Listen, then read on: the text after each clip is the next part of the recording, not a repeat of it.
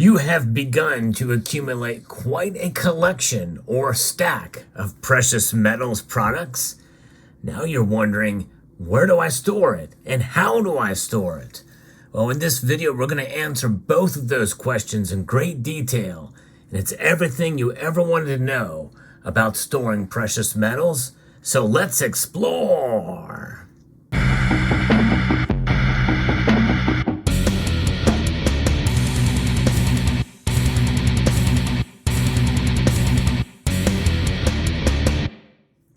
Whether you've been stacking for a year or 50 years, the question still remains, what's the best way to store your precious metals?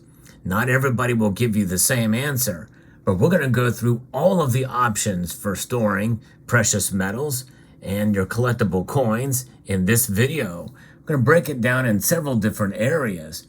The first is probably the best way to secure your precious metals. That's what concerns most of us. There's no doubt about that. And there's several different options there, and opinions on them vary. And the first one is that most people talk about is a home safe. That's the most popular option. We're cutting right to the chase with this one. A home safe is certainly a valuable thing to have, I believe, in order to store your precious metals. And, you can have a safe that is quite secure and is fire rated. And I do suggest getting a fire rated safe.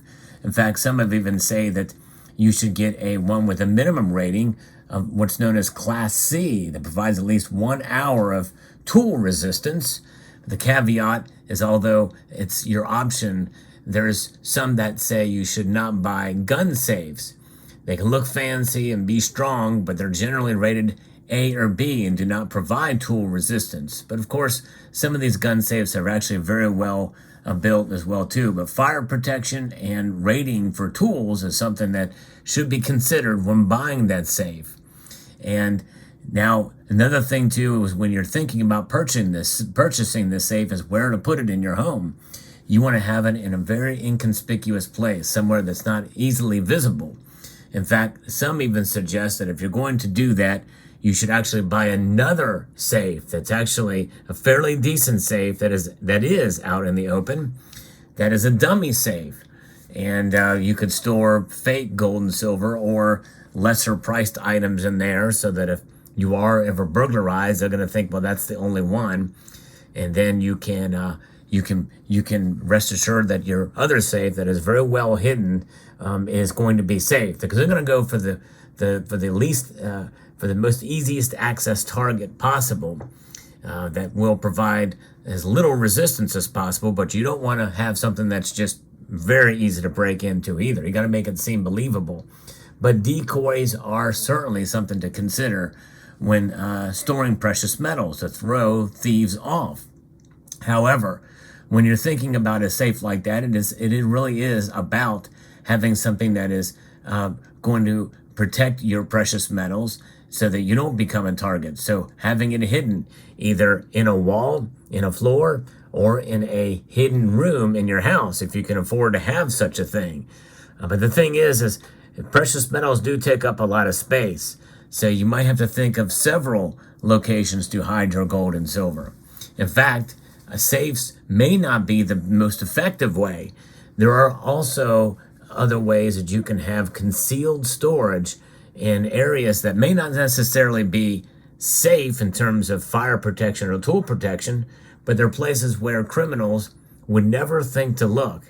In fact, a member of this community, Cyber Curtain Twitcher, has posted a video about certain ways that you can store your gold and silver, such as, putting your precious metals in a sealed PVC pipe and burying it underneath the ground a certain level. As long as you know where that is, you're essentially literally burying your treasure. Of course, the inconvenience of that is if you ever want to look at your coins, rounds or bars, you're going to have to go digging for it to bring them up to look at it. It's not very convenient. You can find spaces behind cabinets or even in door jams that you can hide your precious metals. Coins here, a roll of this there. But keeping track of all those things is paramount. And if there ever is a fire, well, those things are not going to protect your gold and silver. And so, and then you never know, some criminal could accidentally come across those, and then they're going to tear your whole house apart to find them. So that there are different ways that you can store your precious metals. But the thing is if you store them in those hidden places, there's another aspect that I'm going to talk about later as far as storage that not a lot of people are talking about. But we'll get to that in a moment.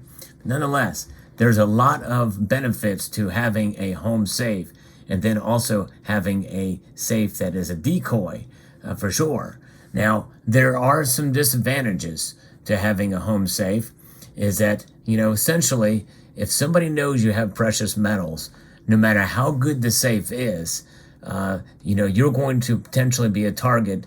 That means that home safes could be damaged by natural disaster, but even more importantly, if you are robbed and the criminals find you there, and they will threaten or beat you up until you disclose the combination. And it doesn't matter how fire protected or how tool protected your safe is, if they can beat you in order to get that combination, then it doesn't matter. Then they have all of your valuables, and they may just kill you just for good measure.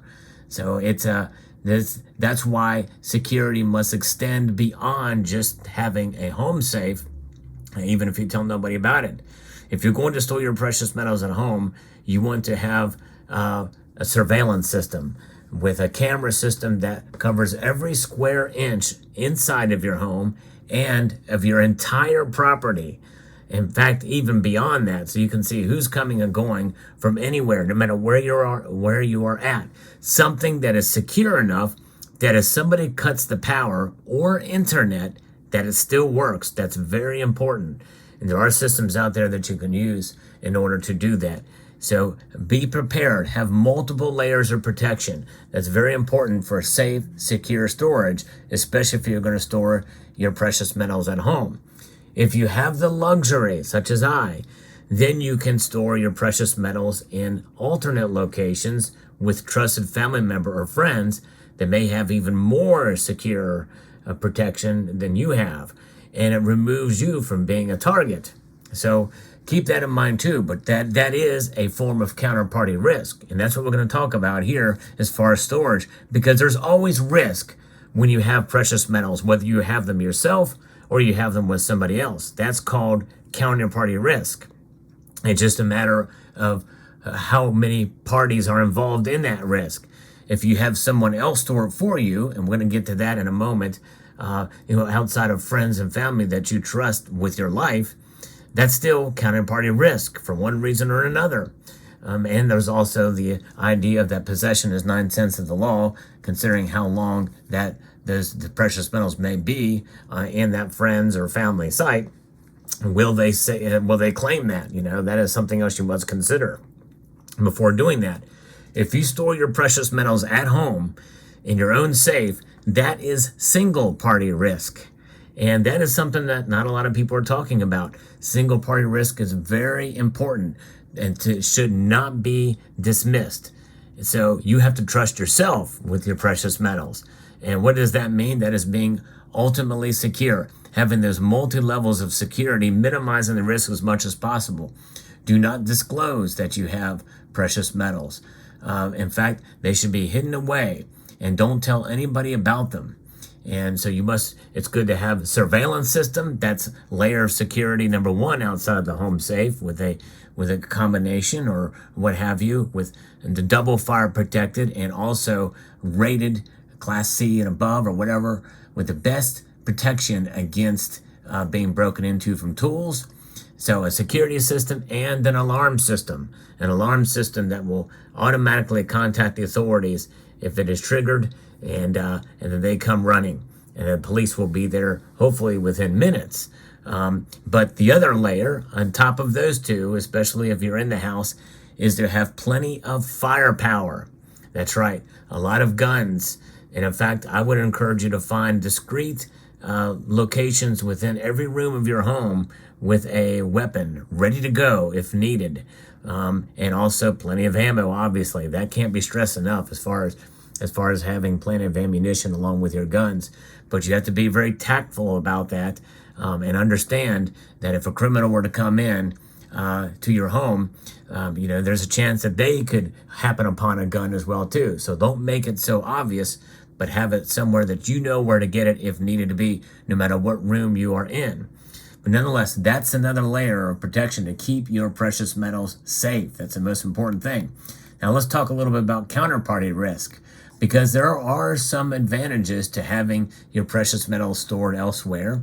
There's a couple of different options. Number one, it could be a safe deposit box. That is something that is basically, if the bank is secure, your precious metals are secure. In terms of being broken into or robbery, that type of thing. But understand that it is something that you may be able to get to when the bank hours are open, and you have a chance to go in and see your precious metals.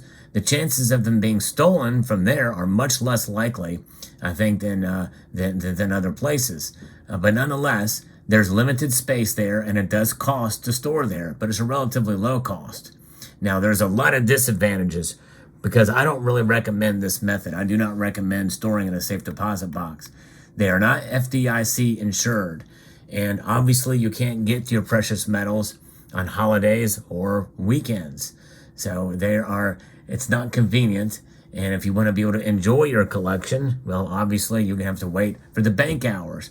And so that is something that is not a benefit. And the fact that they're not FDIC insured, and there's also a chance that the bank can make a mistake and give your contents to somebody else, or it could be seized by a federal raid, such as what happened in California, based off of a story I talked about at one time. So I think the disadvantages far outweigh the benefits of storing in a safe deposit box, in my view. The other option is, as far as physically storing your precious metals, is at a bullion depository.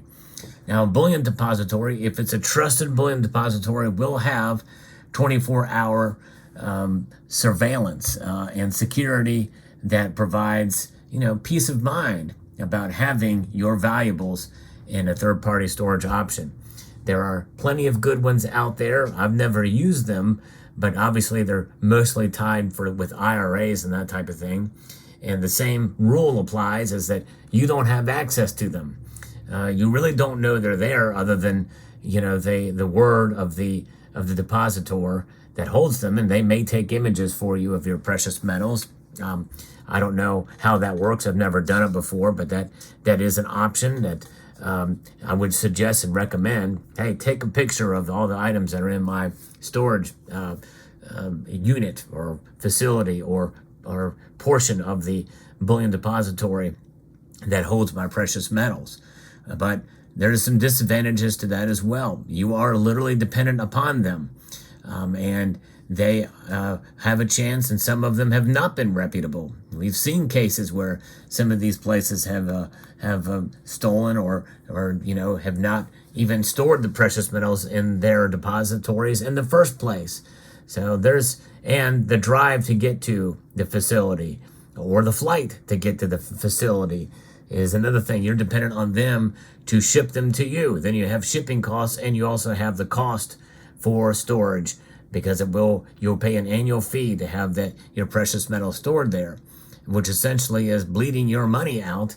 And if your precious metals start to lose, the price goes down, well, you're losing a lot of money year over year. You have to, in order for your precious metal to really work for you as a safe haven, you must defeat the storage costs involved as well too. Otherwise, what's the point? And if you have a variety of precious metals, well, it becomes much more difficult to enjoy them at a precious metal depository. But with that being said, no matter where they are stored, here are some guidelines of how to actually store precious metals in terms of their environment. This is very important. Not a lot of people talk about how to store precious metals. And the first way, if you're going to store precious metals, you want to store them, especially if they're coins, in flips like this. This is a non-PVC flip, and you can tell some of these because the plastic is a little bit more rigid and sometimes, unfortunately, will tend to crack over time. But you want to store them in these flips if they're coins like this. And of course, coins come in various different forms, whether they're bullion like this, or they can come in larger flips. But if you're going to use flips, make sure they're non-PVC. Otherwise, you'll get it'll get this grimy film on the coin itself, which is very unattractive, and it's not good. A chemical reaction there. Otherwise, you can also get coins that are in capsules. And if you come in the original capsules, keep them in the original capsules. And sometimes if they're bullion, it's good to have them in capsules to protect them. Now, obviously, if you're storing a lot of precious metals in tubes, well, you can do that as well. Tubes are definitely a good way to store a great amount of coins or rounds. And I have several of them in tubes, and that is certainly a way to do it. But other than that, when you put them in the safe, make sure that it is in a cool, dry place. No matter how you actually encapsulate or not your precious metals, it is good to store your gold and silver and platinum and palladium in a cool, dry place. That's very important because it prevents tarnishing and otherwise moisture and other aspects of the environment that could have a negative effect on the finish and even value of some coins. Gold and platinum are much less reactive, but they can still take on a film or a coat of the environment around them. And even though the metal itself does not react, it can get a film of the environment or the chemical reactions from the environment on the actual pieces themselves. Now, this is so important to keep your coins stored in a cool, dry place, because proof coins especially are susceptible to hazing, especially if it's in a moldy environment, moist environment. They are susceptible to hazing. In fact, I've gotten some coins over the years that have been stored in these places, and over time, I've seen, especially if there are non-PVC flips, some of these coins have developed this haze on them, and they're proof coins, and basically the entire coin looks proof. It looks like it has that frosty finish to it, but it is an ugly, yucky kind of a frosting that encapsulates, and you can literally take your fingernail and rub it across it, and it just comes off like wax, sort of. So that's a very important point, is to store in a cool, dry place, no matter where you have them. So I hope that helped answer some of the questions that people ask about storing your precious metals. Everything you need to know. Let me know what your thoughts are, if I have left anything out in this video.